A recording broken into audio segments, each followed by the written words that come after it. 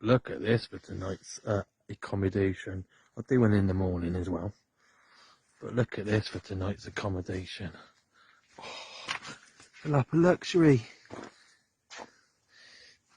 So this is the difference between the army and the navy and the RAF. So this is standard accommodation, what the RAF would have. The army are in a hole in a scratcher with a tarp above them, and then the RAF would have this, but they'd have a candelabra and chandeliers, and then their Batman at their whim. But yeah, this is tonight's accommodation.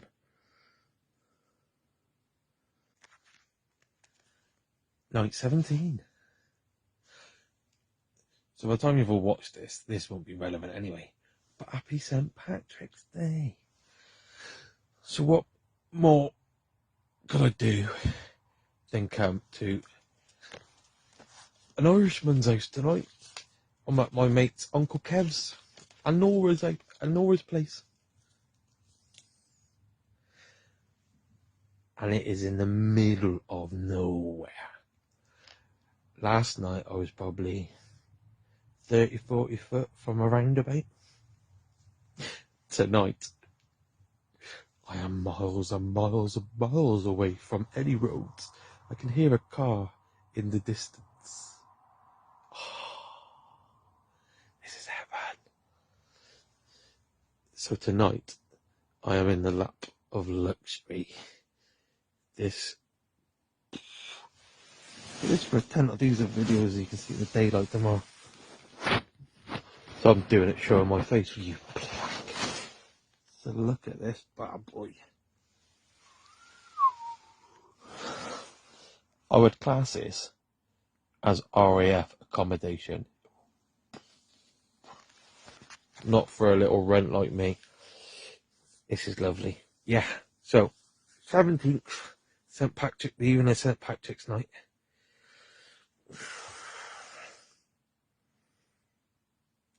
Night 17, absolutely boom, boom, boom. So tonight, because I've got this lovely massive stand-up tent, it's like the Ritz. It's the Ritz of tents, and it's got a camcot in it. Oh, so hopefully no dodgy ribs in the morning, and then no numb hands where I've been forcing my hands underneath my ribs all night. So today, this target's getting there. 5,803 pounds.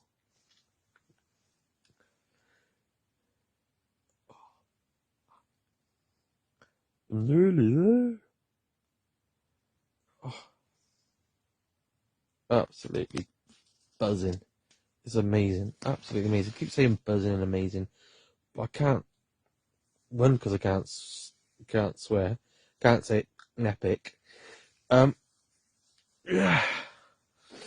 Oh yeah. Have you noticed tonight's hat? If it wasn't bright enough with having this nice coloration, it's got the nice mohawk. Yeah. Thought I'd go for another sensible hat. Keep me warm, that. Keep me warm.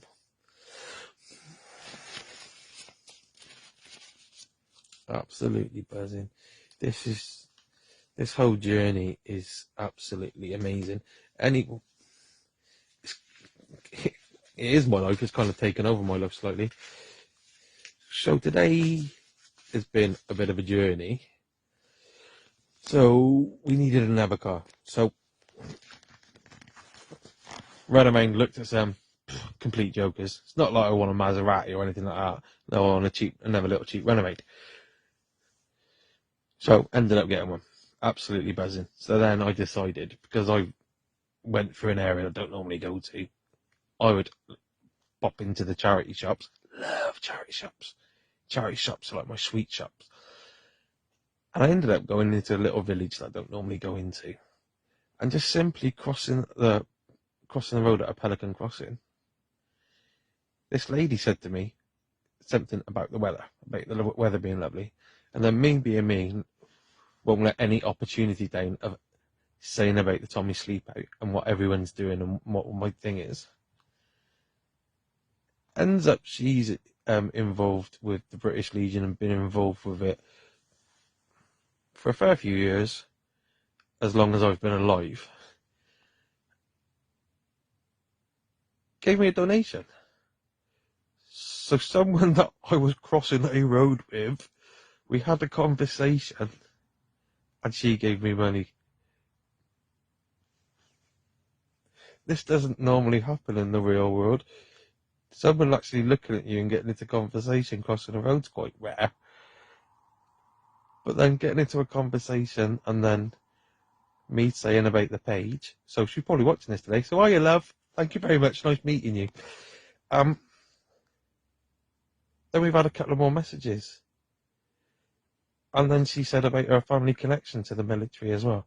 But I won't say out loud what it is, because that was on a personal message, so I'm not going to say what it is. But her family earned their military status of what they've done for this country. More so, absolutely, well, the final sacrifice. But yeah, just bumping into people and then them being amazed. And then I decided on the way back I'd stop in another little charity shop. And the lady that I was started talking to, her son was also in the forces and does work with homeless veterans and does this, that and the other with his own issues, which helps him by helping others. Funny story, that, isn't it? Ex-forces helping themselves by helping others. Where have I heard that before? Yeah. So it's all these little contacts that I'm making, which is absolutely brilliant. I didn't realise of all the different things that there were in Gloucester or in Gloucestershire to do with veterans support and homeless veterans and this, that and the other. And it's not like I've closed my eyes to it. I've been trying to look for it and trying to find out for years to be involved with it. So that is where my career is ended up going. So I work well with troubled teens. So since this has been going on, been doing this, I went for a job interview for working as a residential childcare worker. So thankfully I got that, but I can't do one job because I'll get burnt out. I'll put too much into it. So I've got to do lots of little bits. So I'm doing that. But then I want to be getting on with the bushcraft skills and drills, but teaching it as a therapeutic side with other ex-veterans that are coping with it, people with mental health, and then teens that the normal education system don't work with. And then with my tool restoration and my axe sharpening and my repairing of tools, I'm passing them on. So I've got all these little parts that make up for my full-time employment, but then working alongside other charities and everything that exist at the moment would just enhance it. It's taken me 10 years to get to this place, and it looks like it's gonna work. So it looks like it's gonna be amazing. So I say it's work because I'm gonna end up getting some pennies at the end of the week from it, or the end of the month from it, instead of been doing it voluntary like I've done for years. Because we got to pass these skills and these drills on. What's the point of knowing this stuff that work and become medicine if you don't dish it out? It should be on the national health. A hell of a lot cheaper than tablets.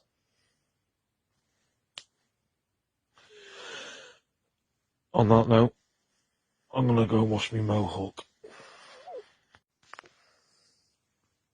Top tip number 18. If you've got all your warm clothes on, or all the clothes that you've got with you on, and you're still cold, take them off to your base layer. Stand the rain for a bit, for 5-10 minutes, try and do some physical activity, trying to get warm, and then slowly put your warm layers back on. That way, your layering system works. Sometimes you can have too much stuff on, and then you're still cold. So go back down to your base layer, and then build back up again. Top tip 18. Fair play, it is absolutely freezing cold. There's my breath still on it. Not the death breath part, the cold part. So right, so all these Kermit top tips, Kermit had to do his own top tips. Just getting comfortable and early getting to sleep. And I was like, gee, it's cold. So, I got up, had a pee, put warm layer on, had a snack, had a drink, got everything comfortable, wiggling in. It is absolutely bloody Baltic tonight. It is freezing. Because I got my warm layers, knowing what could happen, the only thing that is cold at the minute is the tip of my nose and my hand because I'm holding the phone. In a minute when this is off, I'll be toasty.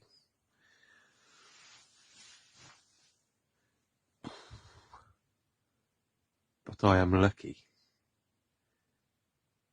because I've come from a warm house earlier on today where I've prepped all my kit, I've made sure it was all dry,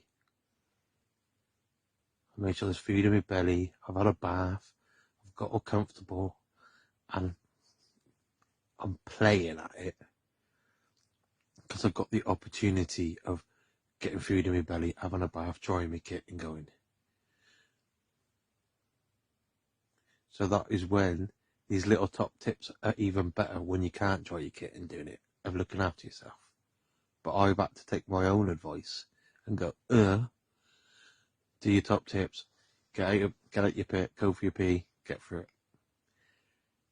But sometimes, when you know it and you're in that cold pit, you still lie there, or whatever it is that you're having an issue with.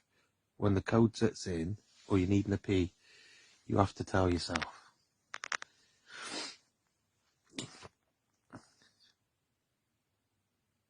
Keep it simple from a simple soldier. Good morning.